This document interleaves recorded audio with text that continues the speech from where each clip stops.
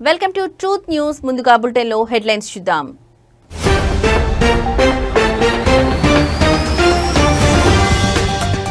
బీహార్ ఎన్నికల షెడ్యూల్ రాకముందే హీట్ ఎక్కుతున్న రాజకీయాలు. కాంగ్రెస్ బీజేపీ పార్టీల మధ్య మాటల యుద్ధం.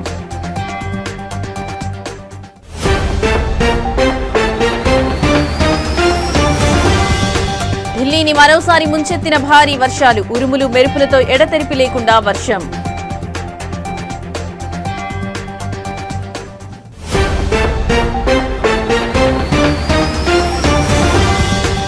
రుషికొండపై నిర్మించిన ప్యాలెస్ ను పరిశీలించిన పవన్. తీవ్ర ఆశ్చర్యం వ్యక్తం చేసిన డిప్యూటీ సీఎం.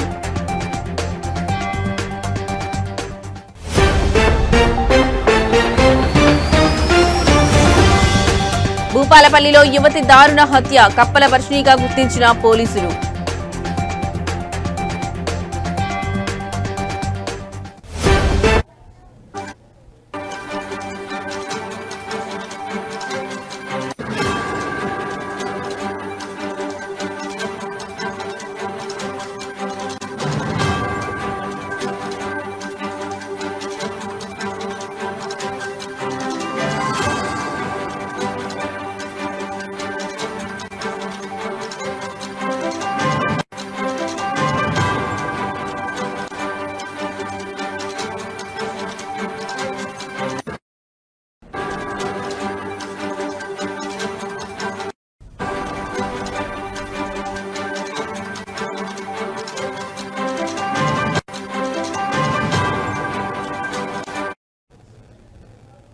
రైట్, ఇక బ్రేకింగ్ న్యూస్ చూస్తున్నాం. బీహార్ లో ఎన్నికల షెడ్యూల్ రాకముందే రాజకీయాలు హీటెక్కుతున్నాయి.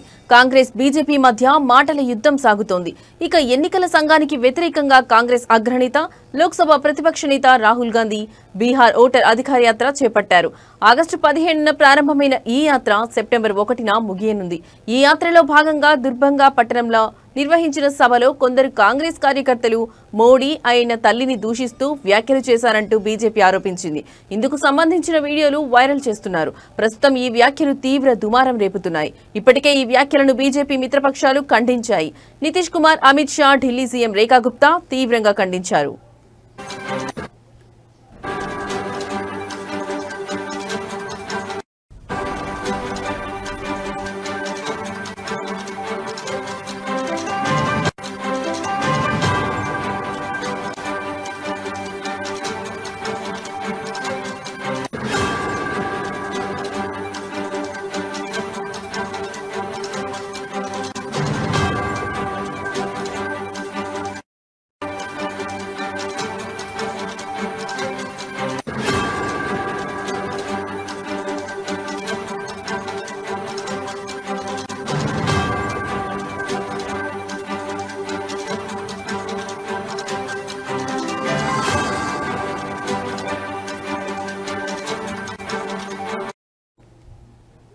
తాజాగా పాట్నాలో బీజేపీ కార్యకర్తలు కాంగ్రెస్ కార్యాలయాన్ని ముట్టడించారు. ఈ సందర్భంగా ఇరు వర్గాలు కర్రలు, రాళ్లతో కొట్టుకుని బీభత్సం సృష్టించారు.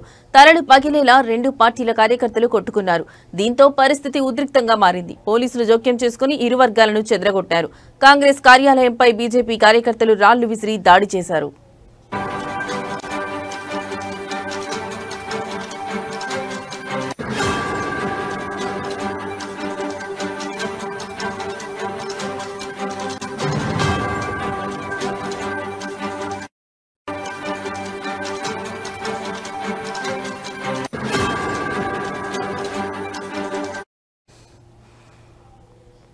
ఇక మోడీ ఆయన తల్లిపై అనుచిత వ్యాఖ్యలు చేసిన కాంగ్రెస్ కార్యకర్తపై బీజేపీ ఫిర్యాదు చేసింది. కొందరు గుర్తు తెలియని వ్యక్తులు మోడీని హిందీలో దూషిస్తున్నట్టుగా వీడియోలు దర్శనమిస్తున్నాయి. ఇక నిందితుడు సింగ్వారాలోని బాపురా గ్రామానికి చెందిన వ్యక్తిగా గుర్తించి అరెస్ట్ చేశారు. ఇదిలా ఉంటే బీజేపీ ఆరోపణలపై కాంగ్రెస్ ఇప్పటివరకు స్పందించలేదు.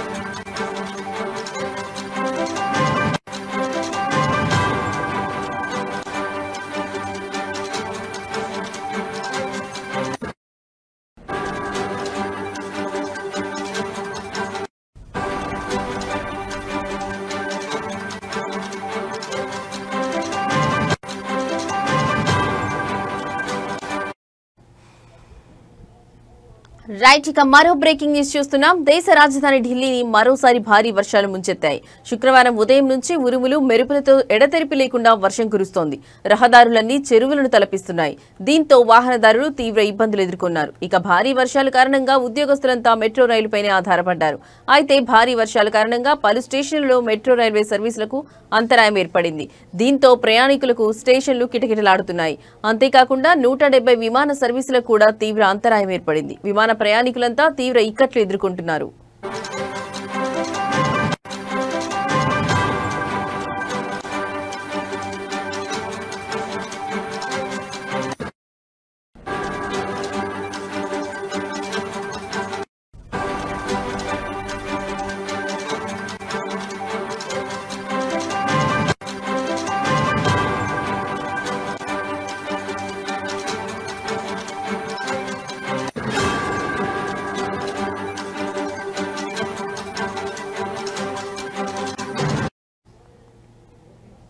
శుక్రవారం ఉదయం నుంచి భారీ వర్షం కురుస్తోంది. దీంతో స్కూల్కు వెళ్లేవారు, ఉద్యోగాలకు వెళ్లేవారు తీవ్ర ఇబ్బందులు పడుతున్నారు.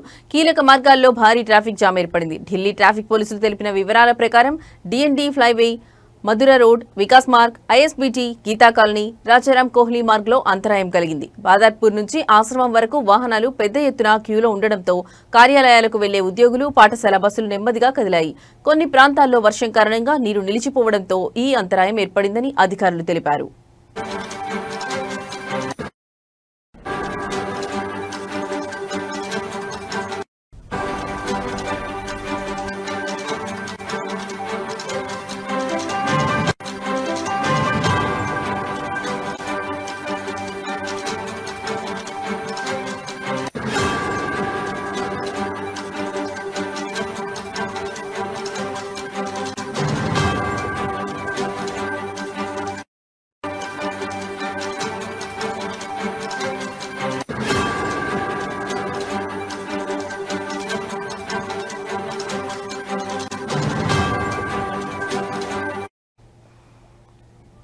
ఇక మెట్రో సర్వీసులపై ఆధారపడ్డ ప్రయాణికులకు తీవ్ర ఇక్కట్లు ఎదురయ్యాయి. కీలక మార్గాల్లో అంతరాయం ఏర్పడింది. దీంతో మెట్రోపై ఆధారపడ్డ విద్యార్థులు, ఉద్యోగులు తీవ్ర ఇబ్బందులు ఎదుర్కొన్నారు.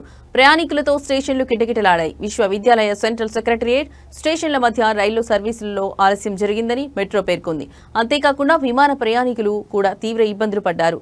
భారీ వర్షాల కారణంగా విమాన సర్వీసులు ఆలస్యమవుతున్నట్లు ఆయా సంస్థలు తెలిపాయి.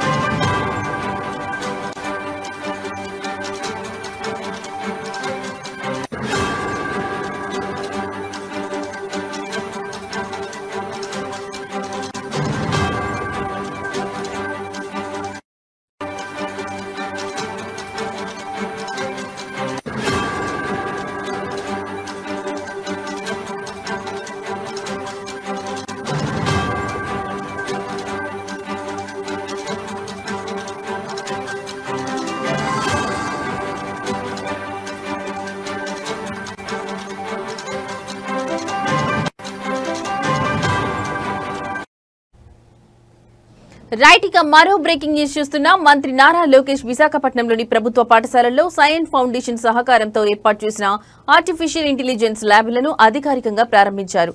ఈ కార్యక్రమం ముఖ్య ఉద్దేశం పేద విద్యార్థులకు ఆధునిక సాంకేతిక విద్యను అందించడమే లక్ష్యంగా పనిచేస్తున్నారు. రాష్ట్ర ప్రభుత్వం ముఖ్యంగా ఐటీ శాఖ మరియు సైన్ ఫౌండేషన్ ఈ ప్రాజెక్టులో భాగస్వాములుగా ఉన్నాయి. సైన్ వ్యవస్థాపకుడు మరియు chairman doctor BVR Mohan Reddy ఈ కార్యక్రమానికి అధ్యక్షత వహించారు.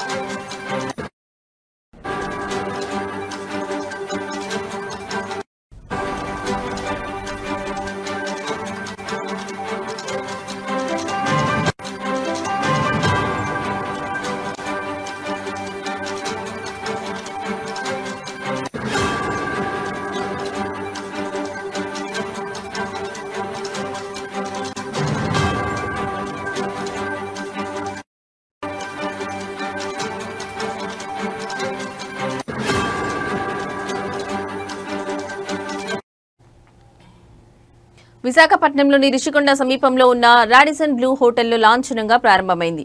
అంతకుముందు మంత్రి లోకేష్ చంద్రపాలెం ప్రభుత్వ ఉన్నత పాఠశాలలో ఏర్పాటు చేసిన పూర్తి స్థాయి ఏఐ ల్యాబ్ ను కూడా ప్రారంభించారు.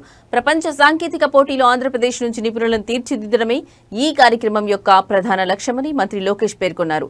ఐటీ పరిశ్రమల కేంద్రంగా విశాఖ అభివృద్ధి చెందుతున్నందున పేద విద్యార్థులకు 21వ శతాబ్దపు నైపుణ్యాలను అందించడం చాలా ముఖ్యమని ఆయన చెప్పారు.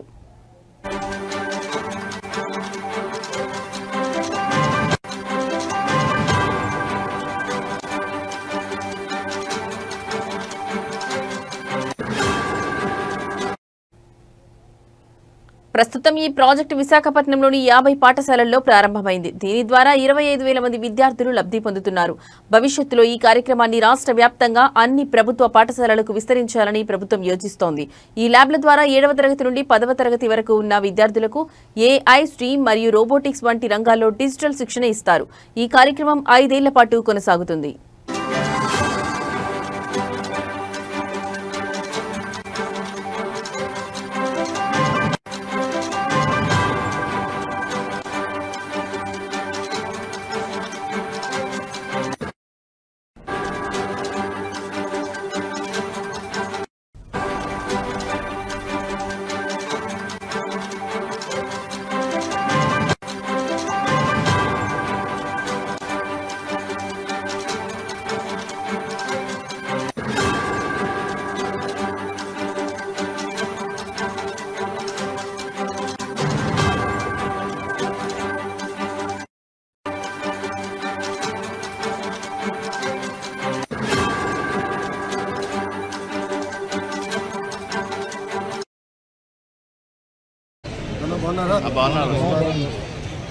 నమస్కారం సార్.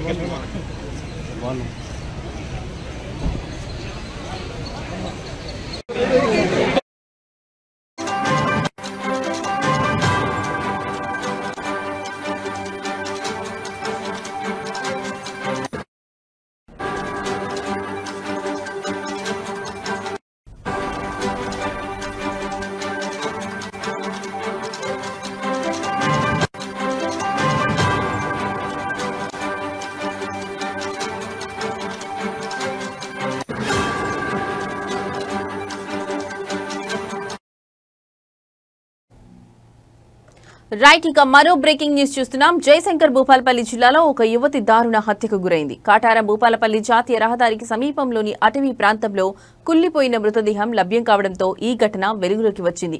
మృతురాలిని చిట్యాల మండలం ఒడితల గ్రామానికి చెందిన 22 ఏళ్ల కప్పల వర్షిణిగా గుర్తించారు. ఘటనా స్థలంలో లభించిన ఆధార్ కార్డు ఆధారంగా ఆమె గుర్తింపు సాధ్యమైంది. వర్షిణి కనిపించకుండా పోయిందని ఈ నెల 6న చిట్యాల పోలీస్ స్టేషన్లో మిస్సింగ్ కేసు నమోదైంది.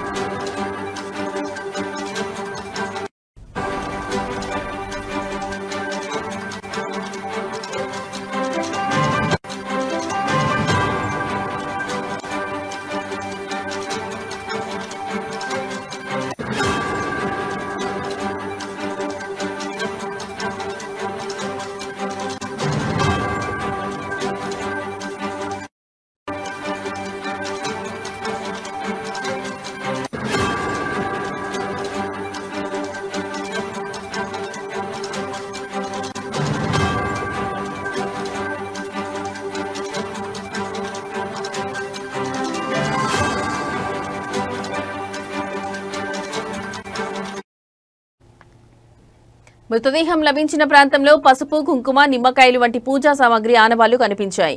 దీంతో ఇది క్షుద్ర పూజల కోసం చేసిన నరబలిగా పోలీసులు అనుమానిస్తున్నారు. ఈ ఘటనపై కేసు నమోదు చేసుకున్న కాటారం పోలీసులు దర్యాప్తు ప్రారంభించారు. అన్ని కోణాల్లోనూ విచారణ జరుపుతున్నట్లు తెలిపారు.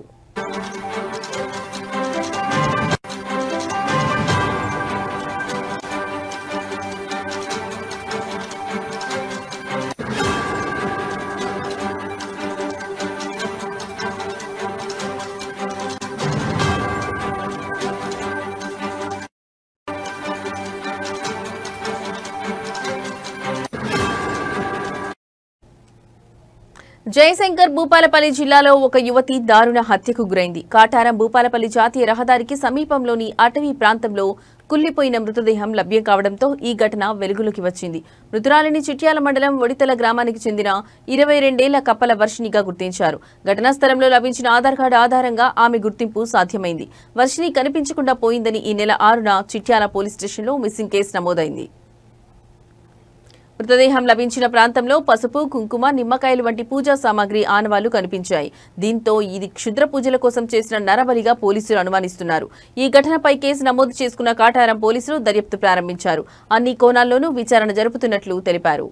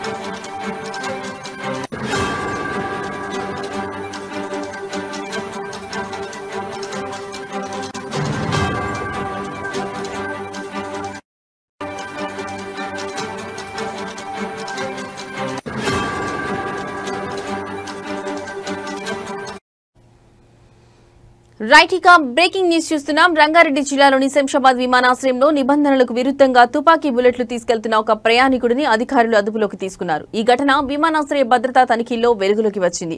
పంజాబ్ కు చెందిన సుఖదీప్ సింగ్ 32 అనే వ్యక్తిని పోలీసులు గుర్తించారు. సుఖదీప్ సింగ్ శంషాబాద్ ఎయిర్పోర్ట్ నుండి అమృత్సర్ కు వెళ్లడానికి వచ్చారు.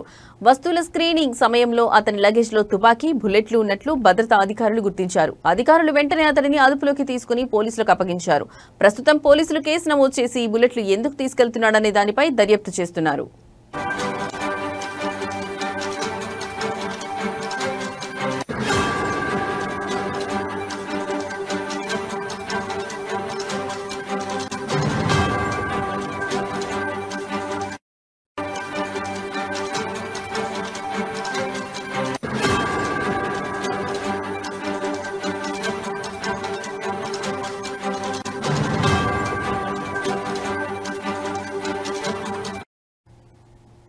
రంగారెడ్డి జిల్లాలోని శంషాబాద్ విమానాశ్రయంలో నిబంధనలకు విరుద్ధంగా తుపాకీ బుల్లెట్లు తీసుకెళ్తున్న ఒక ప్రయాణికుడిని అధికారులు అదుపులోకి తీసుకున్నారు.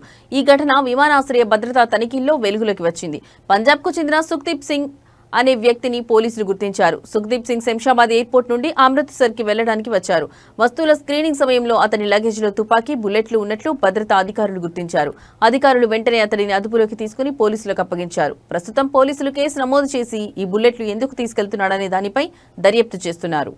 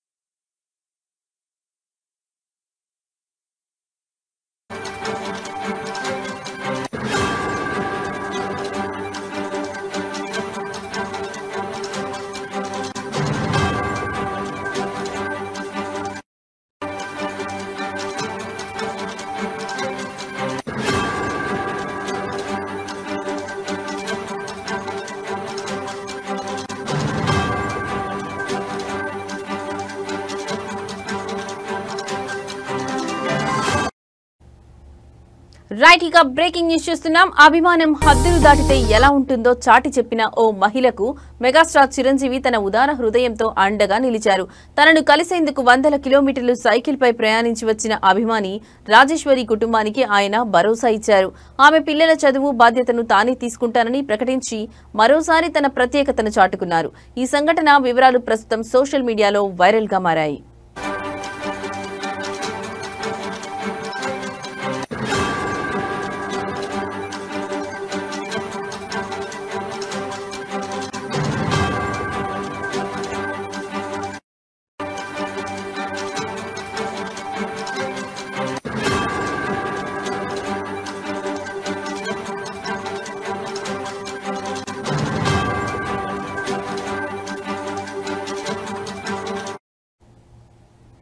కర్నూలు జిల్లాకు చెందిన రాజేశ్వరి మెగాస్టార్ చిరంజీవికి వీరాభిమాని. తన అభిమాన నటుడిని కలవాలనే బలమైన ఆకాంక్షతో ఆమె కర్నూలు నుంచి హైదరాబాద్ వరకు సైకిల్ యాత్ర చేపట్టారు. గతంలో పవన్ కళ్యాణ్ కోసం ఆదూరు నుంచి అమరావతికి సైకిల్ పై వెళ్లిన రాజేశ్వరి ఈసారి చిరంజీవి కోసం ఈ సాహస యాత్రను పూర్తి చేశారు. ఆమె ప్రయాణంలో పలుచోట్ల మెగా అభిమానులు సంఘీభావం తెలిపారు. హైదరాబాద్ చేరుకున్న అనంతరం తన పిల్లలతో కలిసి ఆమె చిరంజీవిని కలిశారు.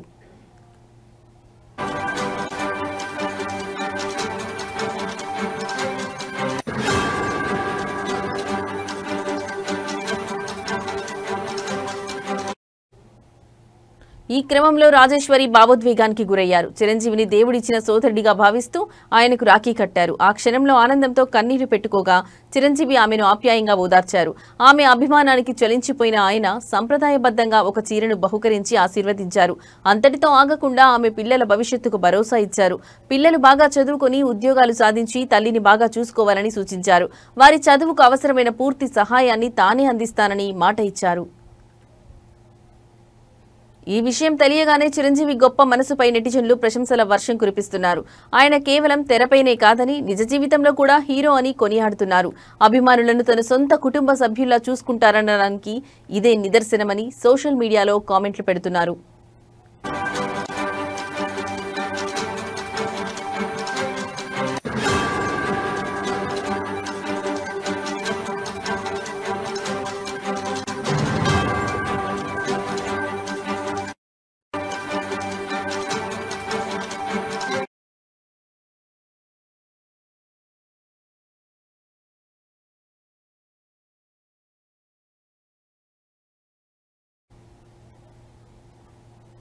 జనసేన అధినేత ఉప ముఖ్యమంత్రి పవన్ కళ్యాణ్ గత ప్రభుత్వ హయాంలో ఋషికొండపై నిర్మించిన ప్యాలెస్ ను పరిశీలించి తీవ్ర ఆశ్చర్యం వ్యక్తం చేశారు. విశాఖపట్నం పర్యటనలో ఉన్న పవన్ కళ్యాణ్ మంత్రులు, జనసేన ఎమ్మెల్యేలతో కలిసి ఋషికొండకు చేరుకున్నారు. భవనాల లోపల ఉన్న అత్యంత విలాసవంతమైన బెడ్రూమ్లు, బాత్రూంలను చూసి విస్తుపోయారు. ప్రజాధనంతో ఇలాంటి ప్యాలెస్ లు అవసరమా అని ఆయన ఆవేదన వ్యక్తం చేశారు.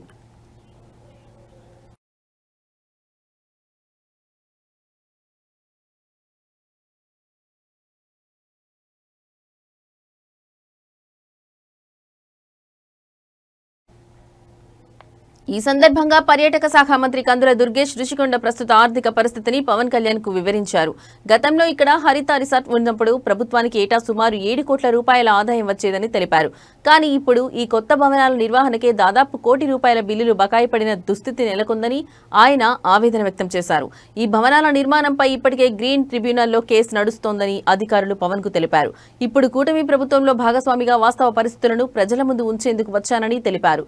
పాడైపోతున్న భవనాలకు వెంటనే మరమ్మతులు చేపట్టాలని అధికారులను ఆదేశించారు.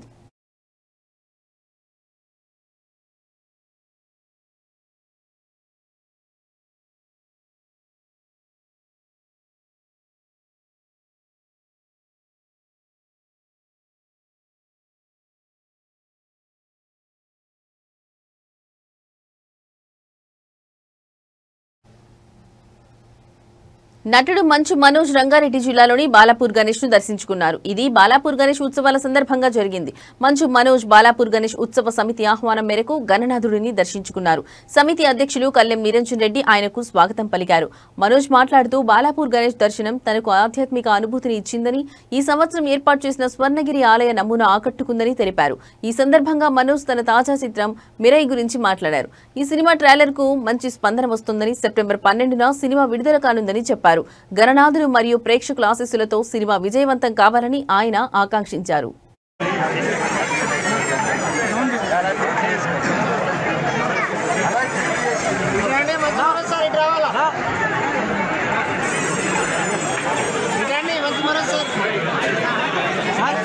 సార్ కొంచెం ఫోన్ డౌన్ చేయవా?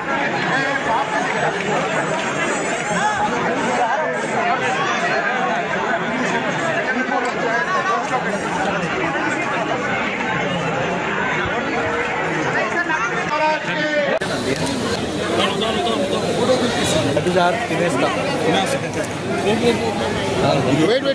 అన్న చూడండి పంపిస్తా.